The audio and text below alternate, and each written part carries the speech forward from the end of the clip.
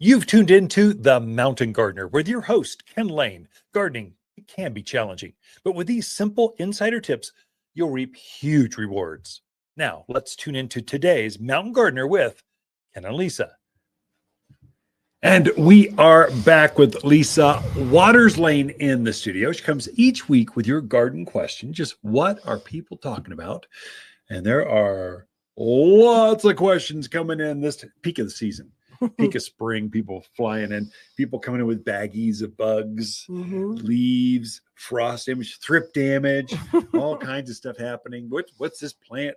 Phone. How many phones do you think you look at per day? I don't even want to think about it. I really don't. It's a lot. So we spend more time waiting for people to find stuff on their phone than we do actually answering garden questions sometimes. I get it sometimes.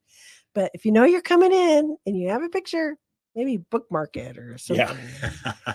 So this is about questions. So Lisa's here to kind of field some of your questions. And I had an Earth Day event in Prescott Valley. Yeah. We had like 120 kids out there. Well, that's fun. They were from first grade to eighth grade. Wow. So teenagers to first graders keep their attention. Look, squirrels. To teenagers, just try to get them to say something and everything in between. So I got them all engaged because I said, listen, if you can stump me, I can't answer one of your questions, garden questions, I'll give you a flower. So now all the seventh graders were totally engaged. Anyway, it was fun activity. Prescott Valley did a great job with their Earth Day event on Monday. So fun stuff. Well, good. Glad you did that. But yeah, we do have questions. Our first one is from Mike. So he wants to grow a few tomatoes and peppers in containers. Wants to know what size container do you recommend? Sure. And also what soil, what additives, what's the best way to grow those guys in containers? Yeah. This is super easy, Mike. This is super easy. Go at least 12 inches, maybe 14. And you want to be at least 12 inches deep because tomatoes like a lot of soil. They like deep soil. And so not a huge pot. I mean, if you had a whiskey barrel or something, you could probably grow 2 tomatoes, so one on each side. Put some radishes on the outskirts, so you have fun with it. Now, the soil is the tricky part. So soil is everything. So if you can match the exact soil those plants are grown in and add more soil into a container and just plant that plant into more of what it knows, guaranteed success every time. Robust harvest. I mean, we're talking tomatoes. You better be ready because they're going to be growing like mad. So now what is that? And so for us, we call that Watters potting soil because that's our growers mix. We developed that 2 decades ago. So we tweak it every once in a while. It's a recipe that you tweak like a cookie recipe. We're tweaking that and we're trying to figure out, okay, is there anything that grows better? And we'll put it side by side and test different kinds of soils. We'll put marigolds or tomatoes in the same different kinds of soils and see which one grows best. Nothing grows better than Watters potting soil, especially edible things. Not edible. You can't say edible anymore, can you? What would you say? Well, actually, you could grow edible stuff. You can grow pot in Watters potting soil. It'd be great. So it's a 5-5-5 organic fertilizer, lots of peat moss and perlite, and there's a recipe to it. And so just fill your pot up with that and plant your plant. That's it. Now, if you've got old soil left over, you want some freshness. So plants use up the soil. It loses its vitality just because it looks like it's rich there.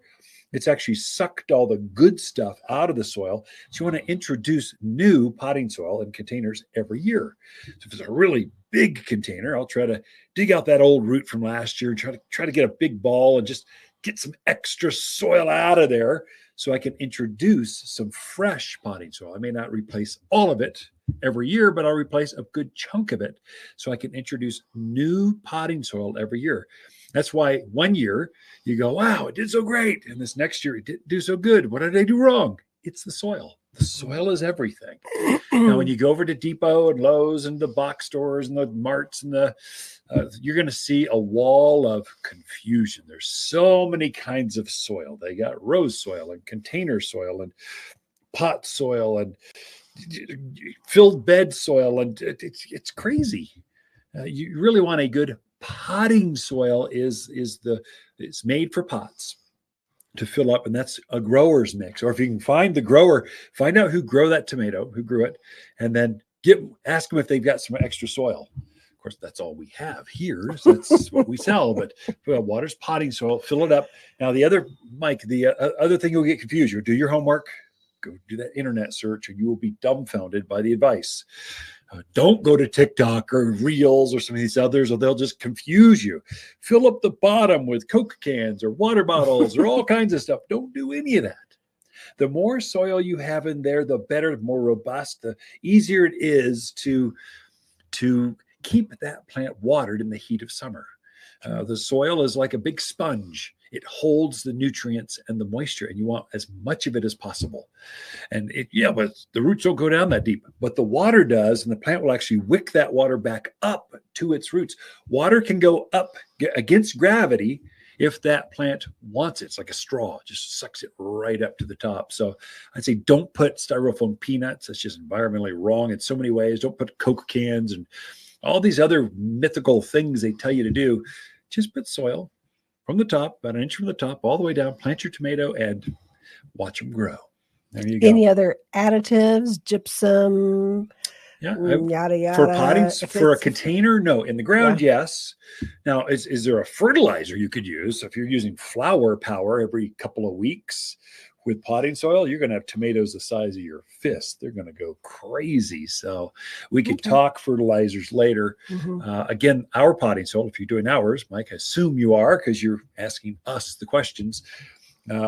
It's got you covered for about the first 3-4 weeks because we put a natural organic fertilizer in the soil because we're trying to stabilize it. But then the plants will run out. They'll use it. And then they're going, oh, it's growing so fast. No, what's going on? Hit it with flower power, man. It will take off. I mean, just like that day, it'll start taking off again. Okay. I think we covered that one. Yeah, too much. That was this weekend's article too. So, well, we have another one that's kind of related, but not. So Ellen was in. She saw a bunch of our beautiful rose trees that we just got in, and they are spectacular. She wants to know, will they grow in a pot? And if so, do you have to do anything special in the winter with them? That's actually a great question.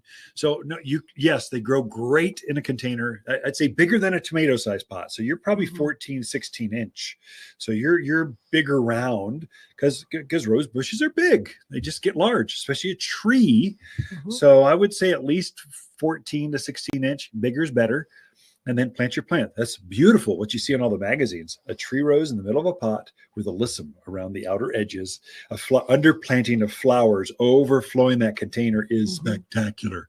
You can do that. Now, how do you water it? Well, when it's June and it's 95, probably every day or every other day, you're going to water that thing.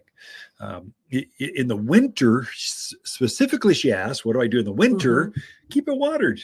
Don't let the plant go dry as long as the plant is moist. So an insider tip, just like this is Ken and Lisa, we're just your friends, neighbors. We're just working for us. We have over 50 pots. And so if we hear a real cold snap's coming, oh my gosh, it's going to be brutal. Everyone runs to the grocery store. They empty the shelves because we might be stuck inside for 36 hours. So just a day and a half. Water those plants before that cold event comes because a hydrated plants have antifreeze in the structure of them naturally. And if you keep those moist, they'll just naturally take care of themselves. There's not a lot to it. And so it's that easy, really. It's actually easier to grow in a container than it is in the ground. Yeah, you don't have to dig a hole. The soil is perfect. It drains perfectly. It's great stuff. So the roses are here at Watters Gardens that are kind of famous for our roses. Tree roses, couple sizes, several hundreds of roses came in and more to come. So Ken and Lisa Lane, the Mountain Gardeners. Watters Garden companion plants of the month are lilac, poppy, columbine, and our purple twist plum. This Arizona plum is the ideal purple tree between evergreens. Blooms in a profusion of pink flowers that precede the deep purple foliage. Large enough to use as a front yard tree and behaved enough to use as a street tree. Plant pairs flanking gateways, driveways, or an orchard like rows to screen neighbors. Purple twist plum can only be found at Watters Garden Center. For a more fruitful garden, increase success in the landscape that just feels better, then tune in daily to the Mountain Gardener podcast. Subscribe through your favorite podcast streamer or visit wattersgardencenter.com. Better yet, visit me directly right here at Watters Garden Center. Thanks for tuning in.